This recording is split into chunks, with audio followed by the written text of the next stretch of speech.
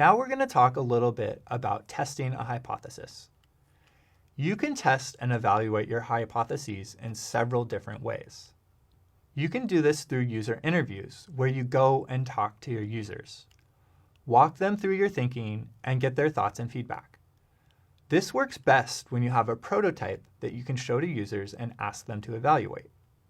It's also helpful to get a sense if this is something that they would use and if it's something that they would consider buying. Why or why not? This will help you to understand if you're solving a problem for users, as well as how users are perceiving your solution. You also can get feedback from focus groups. You'll get a group of users together in a room at the same time, and then you'll have a conversation with all of them.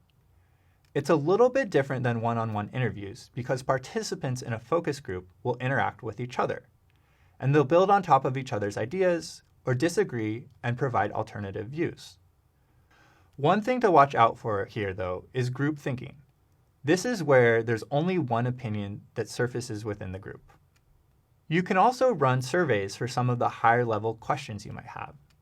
Surveys are great when you want to get feedback from lots of people, but you are a little bit more limited in the types of questions that you can ask and how deep you can go. Think of having multiple choice versus being able to have an in-depth conversation about a topic. You'll get some insight, but it won't be as detailed as what you would get from an interview.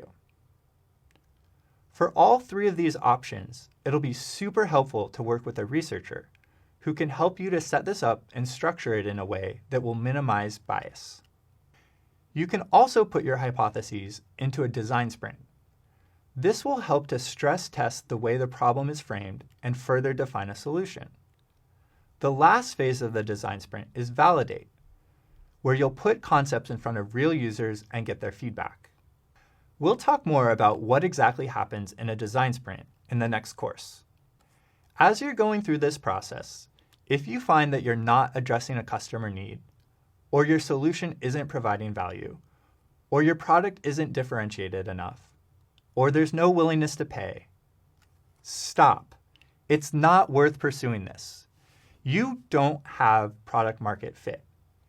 You should go back and tweak which customer you're focusing on, or your solution, or your pricing model. But at the end of the day, you'll want to make sure that you believe in your hypotheses and that you have the data to back them up before you start building a product.